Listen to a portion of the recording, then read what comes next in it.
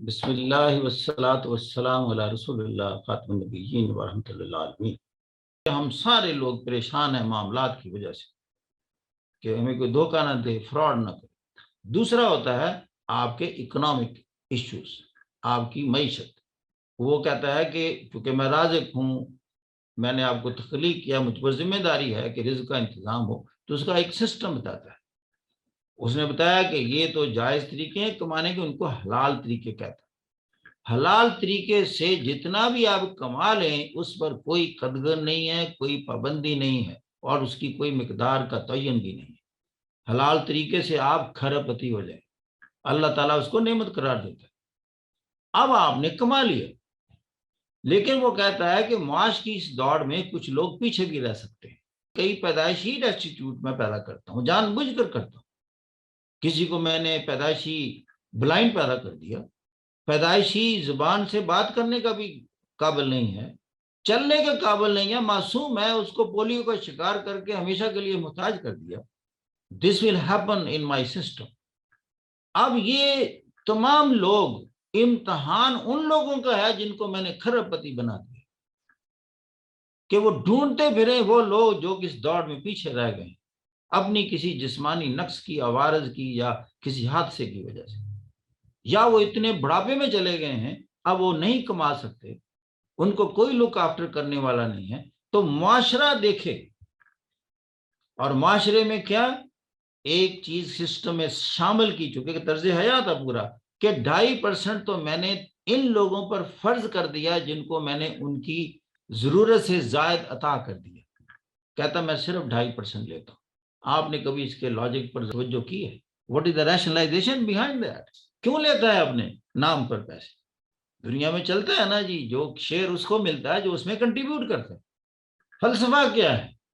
Share holder پیسے تب لیتا ہے اپنے پروفٹ کے جب وہ اس میں کنٹریبیوٹ کرتا ہے۔ وہ کہتا ہے میری کنٹریبیوشن ہے آپ کے کھرب پتی ہونے میں۔ بندہ پوچھتا ہے کہ اللہ میاں بتائیے آپ کی کنٹریبیوشن کیا ہے؟ ساری ایفرٹ میں نے کی ہے۔ اللہ کہتا ہے بتائیے آپ نے اس ذہن کا استعمال کیا ہے؟ Who has created this mind and blessed you with this intellect? It is me. میرے سسٹم کے تحت آپ کا برین ڈیولپ ہوا نا، میرے سسٹم کے تحت آپ کی کریشن ہوئی۔ آپ کی جینیٹک کوڈ کو کون کنٹرول کرتا ہے؟ اٹ از می۔ پھر آپ میں چلنے کی صلاحیت اگر میں نے قائم رکھی ٹانگوں میں تو وہ بھی میری صلاحیت ہے تاکہ آپ کی جتنی بھی ایفرٹس ہیں، آپ اگر آنکھوں سے دیکھ رہے تھے تو آنکھوں کو بینائی جو عطا کی ہے وہ میں نے عطا کی، ورنہ تو میں بلائنڈ بھی پیدا کی ہوئی۔ اگر آپ زبان سے تقریریں کرتے ہو، ان سے کماتے ہو، تو یہ نطق اور یہ گویائی کی جو صفت ہے یہ میں نے عطا کی ہوئی۔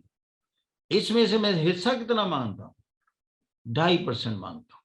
اور مجھے پہنچتا کیسے ہے؟ دیکھیں یہ تو سجدہ خود ہی آپ کو جی چاہے گا اس ہستی کو سجدہ کریں۔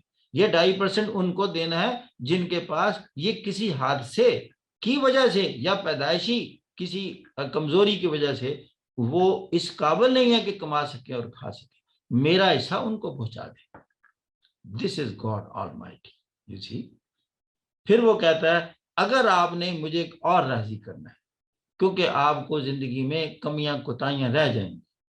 اب چونکہ وہ لفظ اپنا کہتا ہے میں کریم بھی ہوں رحیم بھی، اب اپنی یہ کریمی اور رحیمی ثابت کیسے کرتا ہے؟ کہتا ہے تھوڑا سا اور میرے راستے میں دے دو 2.5% کے بعد تو میں آپ کی کمیاں کوتاہیاں ساکت کر دوں گا، کئی چھوٹے موٹے گناہوں کو بھی معاف کر دوں گا۔ آپ نے میرے راستے میں اور دے دیا، میری مخلوق کو سکھ پہنچا دیا اپنی زندگی۔ تو بتائیں قرآن کا فوکس اور خالق کی کائنات کا فوکس کیا نکلا؟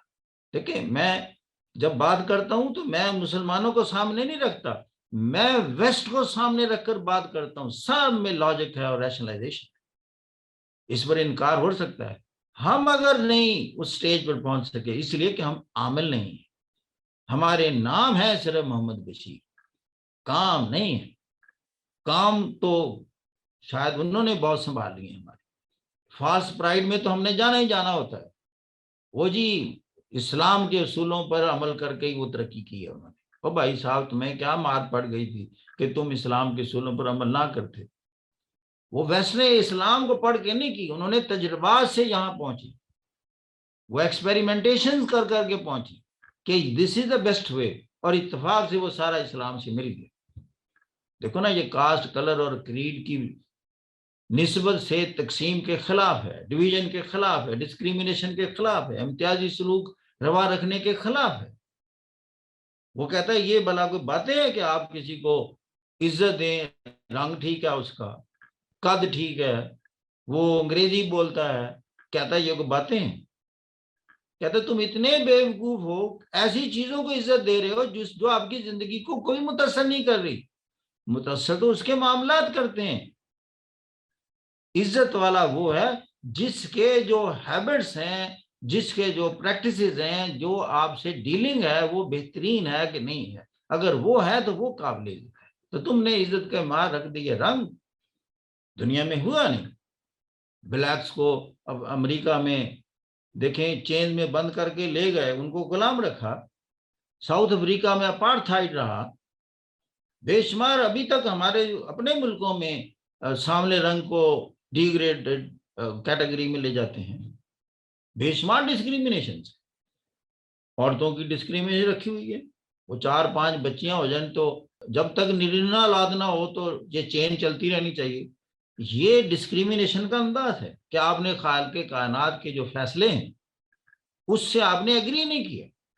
کیا اللہ اس وقت خوش ہو رہا ہوگا کہ آپ نے نرینا اولاد کا نام لیتے لیتے وہ 5 بچیاں جو سن رہی ہوں گی کہ بھائی جب تک پیدا نہیں ہوتا ہماری ویلیو نہیں ہے، بتائیں ان کے دل پر کیا بیتتی ہوگی۔ ٹھیک ہے وہ محبت میں بیچاری ہوتی ہیں بھائی کی، الگ بات ہے، یہ ذرا سوچنے والی باتیں ہیں۔ کیا اس کا جواب دو گے خالق کائنات؟ جبکہ اس نے قرآن میں کہہ دیا، اب میں کہنا اس کی آپ طرز فکر سے ٹکرا رہے ہیں آپ کی سوچ۔ وہ کہتا ہے یہ میں ہوں جو کسی کو لڑکیاں عطا کرتا ہوں، کسی کو لڑکے عطا کرتا ہوں، کسی کو لڑکے اور لڑکیاں ملا کر دیتا ہوں، اور کئی عورتوں کو باندھ کر کے رکھ دیتا ہوں۔ قرآن کے الفاظ بیان کر رہا ہے۔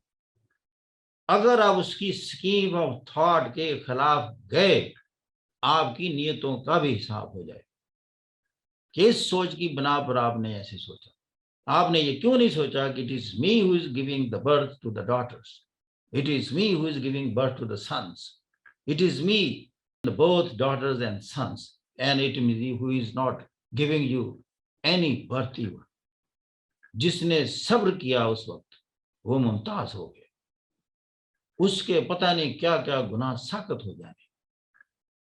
اپنی اس اسٹیریلٹی اور اس بانجھ پن کو ایکسیپٹ کر لیا خالق کائنات کا فیصلہ سمجھ۔ وہ جیسے کہتے ہیں نا، خوش نصیب وہ ہے جو اپنے نصیب پر خوش ہے۔